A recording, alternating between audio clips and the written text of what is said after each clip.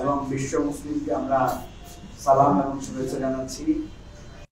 আগামীকাল থেকে পবিত্র মাহে রমজান শুরু হচ্ছে। আজকে আমরা আশা করছি যে আজকে আমরা রমজানের চাঁদ দেখব। এবারের রমজান মাসটা একটা বিশেষ মহিমা, সেটা হচ্ছে মার্চ মাস, আমাদের স্বাধীনতার মাস। স্বাধীনতার মাসেই এবং রমজান একসাথে শুরু হচ্ছে। তো আমরা আজকে আপনাদের মাধ্যমে এবং দেশবাসীর কাছে দোয়া চাই এবং কৃতজ্ঞতা করে স্মরণ করি 1971 সালে আমাদের মহান স্বাধীনতা যুদ্ধে যারা জীবন দিয়েছেন সবাইকে শ্রদ্ধা করে স্মরণ করছি এবং তাদের জন্য দোয়া করছি, তাদের কল্যাণ এবং মঙ্গল চাই। রমজান মাস আসলে আমাদের একটা সহজাত আতঙ্ক বা শঙ্কা তৈরি হয়, সেটা হচ্ছে যে আমাদের দ্রব্যমূল্যটা বেড়ে যায়। এবং এটা প্রতি বছরই আমরা দেখি যে সরকার অনেক আশ্বাস দেয়, বলে যে খাদ্য মজুদ আছে, সবকিছু আছে, মনিটরিং আছে, কিন্তু এরপরও আমরা দেখি যে নিত্যপণ্য যেগুলো দরকারি জিনিস সেগুলোর দাম বাড়ে। আরেকটা জিনিস হয়, সেটা হচ্ছে যে আইন শৃঙ্খলা পরিস্থিতির অবনতি হয়।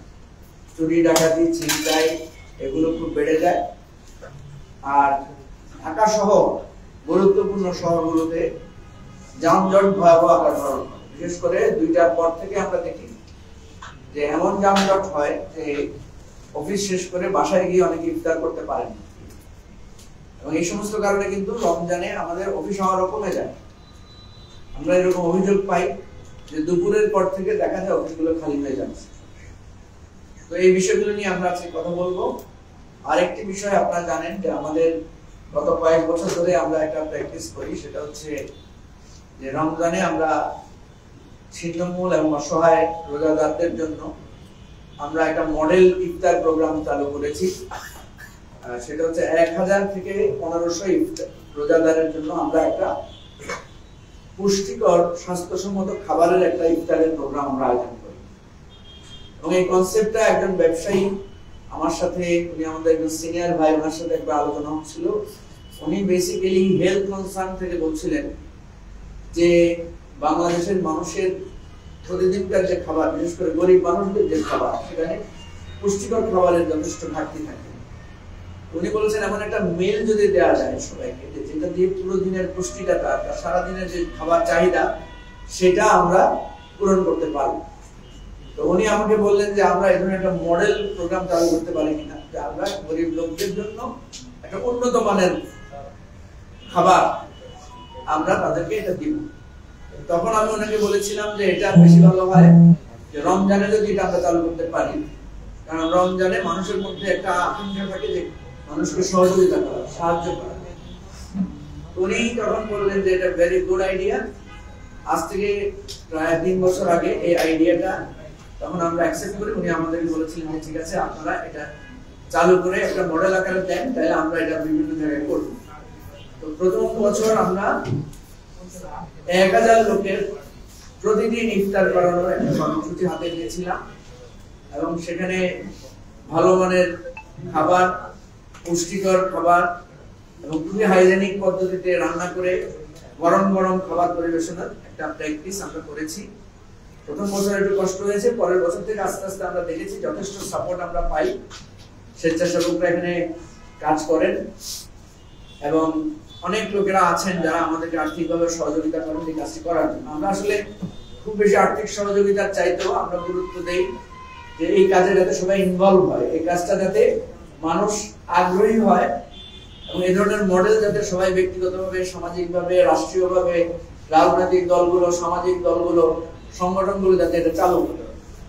এবং এটা কিন্তু একটা কনসেপচুয়াল মডেল, যেটা যদি আমরা সবাই চালু করতে পারি ব্যাপকভাবে, এখানে দেখা যাচ্ছে যে মানুষের স্বয়ংক্রিয় সহযোগিতায় এই ধরনের একটা মানুষের যে আমাদের যে খাদ্য সংকট, আমাদের যে অন্ন, বস্ত্র, বাসস্থান, শিক্ষা, চিকিৎসার যে জাতীয় প্রয়োজন, এই প্রয়োজনগুলোকে এভাবে আমরা মনে করি সামাজিক চেষ্টার মধ্য থেকে এটাকে একটা সলিউশনের জায়গায় নিয়ে আসা।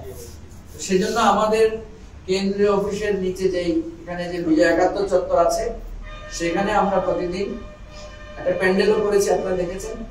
এখানে সুন্দর করে পরিষ্কার করে বসার ব্যবস্থা আছে।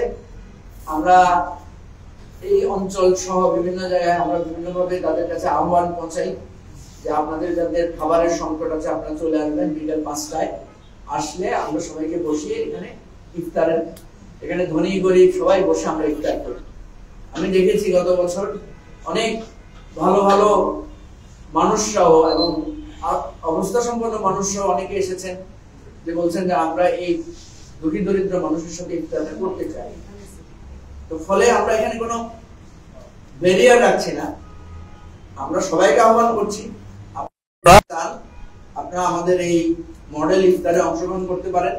আপনারা যদি আপনাদের এলাকায় এটা চালু করতে চান, আমরাও বিভিন্ন ফান্ড ডোনারদের আহ্বান করছি, আপনারা নিজেরা করেন। কেউ যদি মনে করেন যে না আমি আয়োজন ঝামেলার ব্যাপার আয়োজন করতে পারবেন না, তারা যদি মনে করেন যে খাবার ডোনেট করতে পারেন, তারা যদি মনে করেন যে না আমি আর্থিকভাবে ডোনেট করব, সেটাও করতে পারেন। আমরা এই মডেলটাকে আস্তে আস্তে ছড়িয়ে দিতে চাই। কেউ যদি মনে করেন যে আমার টাকা আছে কিন্তু আইডিয়া নাই, আমরা আইডিয়াও দিতে পারি। আমাদের মূল লক্ষ্য হচ্ছে যে একটা স্বাস্থ্যসম্মত পুষ্টিকর খাবার যাতে একজন দরিদ্র অসহায় মানুষ যিনি এই ফুড সাপ্লিমেন্টটা বা কমপ্লিটলি ফুডটা খেতে পারেন না, তিনি যাতে খেতে পারেন, এই আয়োজনটা আমরা কনসেপ্টটা করছি। আপনাদের মাধ্যমে আজকে আমরা বলছি যে স্পষ্টভাবে আমরা ঘোষণা করছি প্রতিদিন 1 থেকে 1,500 মানুষের জন্য আমাদের এই খাবার আয়োজনটা থাকবে। আপনাদের পরিচিত অসহায় মানুষ কারো যদি আপনারা জানেন বা থাকলে আপনারা আমাদেরকে পাঠাবেন, আমরা চেষ্টা করবো ওনাদেরকে এই খাবারটা দেওয়ার জন্য। আর যারা স্বেচ্ছাসেবা দিতে চান যে আমি খাবার বন্টন বিতরণে কাজ করব, তাদের জন্য আমরা আহ্বান করবো আপনারা রেজিস্ট্রেশন করবেন, আপনারা আসলে এখানে স্বেচ্ছাসেবক হিসেবে কাজ করতে পারেন। তৃতীয়ত যারা আর্থিকভাবে বা ফুড পাঠিয়ে খাবার পাঠিয়ে সাহায্য করতে চান, তাদের জন্য আমাদের অফিস উন্মুক্ত আছে। আমাদের সেন্ট্রাল ফান্ড জেনারেশনের যে কমিটি আছে তাদের সঙ্গে যোগাযোগ করলে ব্যাংক অ্যাকাউন্ট বা আদার্স যে কোনো মাধ্যমে আপনারা ফান্ড রেইজে আপনারা হাত মেলাতে পারেন।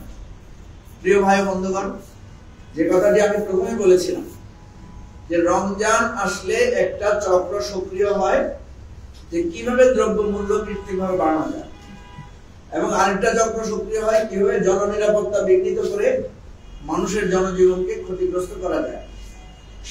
এই প্রত্যেকবারে আমরা দেখেছি এগুলোর পেছনে যারা জড়িত থাকে এরা সরকারি দলের লোক, সরকারি দলের প্রশ্রয়ে কিংবা সরকারি দলের কোনো না কোনো ধরনের ইনডাইরেক্ট ডাইরেক্ট প্রশ্রয় সহযোগিতায় এই ধরনের চক্র, অপরাধী চক্র এবং দ্রব্যমূল্য এবার একটা ইউনিক টাইম আমরা পেয়েছি যেখানে কোনো দলীয় রাজনৈতিক দলীয় সরকার না, এটাকে আপনি নিরপেক্ষ সরকারও বলতে পারেন, আবার এটাকে সর্বদলীয় সরকারও বলতে পারেন। এটা কোনো পার্টিকুলার দলীয় সরকার না।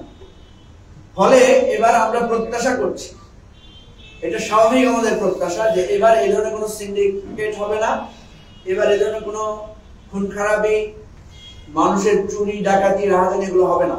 অর্থাৎ এবারের রমজানটা হবে অতীতের 10, 15, 20 বছরের ইতিহাসে সবচেয়ে শান্তিপূর্ণ রমজান, যেখানে মানুষ শান্তিপূর্ণভাবে ইবাদত বন্দেগী করে রমজানের যে পবিত্রতা, রমজানের যে শান্তিপূর্ণ সময় সেটা রক্ষা করতে পারবে। যদি অন্তর্বর্তীকালীন সরকার, আমি বলছি যে এটা এই সরকারের জন্য একটা টেস্ট, পরীক্ষা, কারণ আমরা সবাই এটার জন্য কনসার্ন শো করছি, আমরা অনুরোধ করছি যে আপনারা আগে থেকে ব্যবস্থা নেন। আপনারা জানেন যে থানা ভিত্তিক কারা ছিনতাইকারী, কারা এই সমস্ত অপরাধ করে, কারা চাঁদাবাজি করে, কারা এই সমস্ত জায়গায় দ্রব্যমূল্য বাড়ানোর জন্য নানা ধরনের চাপ প্রয়োগ করে, এদের কম বেশি সবাই আমরা জানি। সামাজিকভাবে সহযোগিতা করলে এদেরকে ধরাও যাবে। সুতরাং আমরা সরকারকে বলবো এই জায়গায় অত্যন্ত কঠোর একটা অবস্থান আপনারা নেন, যেহেতু এখন একটা অপারেশন ডেভিল হার্ট চলছে, সো এটাও একটা এক্সট্রা অপরচুনিটি আমাদের জন্য। অর্থাৎ আমি বোঝাতে চাচ্ছি এবারে এই সরকারের জন্য এটা একটা সুযোগ, একই সাথে এটা একটা কঠিন পরীক্ষা। সরকার যদি ব্যবস্থা নিয়ে এই পরীক্ষায় উত্তীর্ণ হয়, আমরা চাইবো এবারের রমজান ঈদ সব মিলিয়ে মানুষ একটা ভিন্ন টাইপের রমজান আরামদায়ক ইবাদত বندگی করার শান্তিপূর্ণ একটা সময় অতিবাহিত করবে। স্পেশালি আমরা বলছি যে যানজটের বিষয়টাতে আপনারা স্পেশাল প্রিপারেশন নেন। 2টার পর থেকে ভয়ানক যানজট হয় ঢাকা শহর সহ চট্টগ্রাম, রাজশাহী, খুলনা আরো বিভিন্ন জেলা শহর এখন হচ্ছে। এই সমস্ত ব্যাপারে পদক্ষেপ নেন। রমজানের এই যানজটের জন্য আমাদের ঢাকা শহরে প্রতি বছর আমরা দেখি হাজার হাজার মানুষকে, লাখ লাখ মানুষকে রাস্তায় ইফতার করতে হয় এবং রাস্তায় কোনো ইফতারের ব্যবস্থাও থাকে না। তো সেজন্য সিটি কর্পোরেশন এই ধরনের একটা উদ্যোগ নিতে পারে, সেটা হচ্ছে যে এই যানজটে আটকে থাকা লোকদের জন্য যাতে একটা সামাজিকভাবে ইফতারের একটা ব্যবস্থা থাকে। আমরা আমাদের দলের পক্ষ থেকে আমরা চেষ্টা করি। আর একটা জিনিস হচ্ছে আপনার লোডশেডিং, তারাবির সময়, সেহরির সময়, ইফতারের সময় সরকার আমাদেরকে আশ্বস্ত করেছে যে এবার কোনো লোডশেডিং হবে না। প্রত্যেকবার দলীয় সরকারগুলো, ফ্যাসিবাদী সরকারের সময় এই ধরনের কথা ছিল, কিন্তু আমরা দেখি যে তারাবির সময় লোডশেডিং হয়। সুতরাং এই সমস্ত ব্যাপারে আমরা সরকারকে আগাম সতর্ক করছি। আবারও বলছি, এইটা আপনাদের জন্য পরীক্ষা। এই পরীক্ষায় যদি আপনারা পাশ করতে না পারেন তাহলে আমরা ধরে নেব আপনাদের অধীনে একটা নির্বাচন চালানো, সুষ্ঠু নির্বাচন করা সম্ভব না। কারণ রমজানে সবাই কোঅপারেটিভ থাকে। রমজানে মানুষ নৈতিকভাবে, ধর্মীয়ভাবে এক ধরনের অনুপ্রেরণা অনুভব তাদের মধ্যে কাজ করে। সরকার এইভাবে মোটিভেট করে যদি এইরকম একটা সুন্দর পরিবেশ নিশ্চয়তা দিতে না পারে তাহলে আমরা ধরে নেব যে এই সরকারের এফিসিয়েন্সি লেভেল অনেক নিচে। তাদের দ্বারা একটা সর্বাত্মক স্থানীয় নির্বাচন বলেন বা জাতীয় নির্বাচন বলেন, একটা সুষ্ঠু নির্বাচন উপহার দেওয়া সম্ভব না। আবারও বলছি, আপনারা এই রমজান মাসটাকে পরীক্ষা হিসাবে নেন, চ্যালেঞ্জ হিসাবে নেন, যাতে শান্তিপূর্ণভাবে আমার দ্রব্যমূল্য না বাড়ে, পারলে দ্রব্যমূল্যকে কমান, লোডশেডিং যাতে না হয়, যানজটে মানুষের জীবন যাতে নাকাল না হয়, আর ফাইনালি আমাদের জনজীবনের নিরাপত্তা যাতে বিঘ্নিত না হয়। আমরা আর একটাও ডাকাতির ঘটনা, চুরির ঘটনা, ছিনতাইয়ের ঘটনা, এসিড নিক্ষেপের ঘটনা, নারীদের সংগ্রামহানির ঘটনা আমরা আর দেখতে চাই না। প্রিয় দেশবাসী বন্ধুগণ, আসুন রমজান যাতে আমরা সবাই শান্তিপূর্ণভাবে যেই ভাব গাম্ভীর্যপূর্ণ পরিবেশে আমাদের উদযাপন করতে পারি, আমরা যাতে একে অপরের প্রতি সহমর্মী হই, সহনশীল হই, আমরা যাতে তাকওয়া, আত্মশুদ্ধি অর্জন করতে পারি, আমরা যাতে অন্যান্য ধর্মের লোকদের অধিকারের প্রতি স্মরণ থাকতে পারি, সহনশীল হতে পারি, শ্রমিকদের জন্য আমাদের যারা আমাদের অধীনস্থ কাজ করে তাদের প্রতি যাতে আমরা দয়ার্দ্র হতে পারি, সর্বোপরি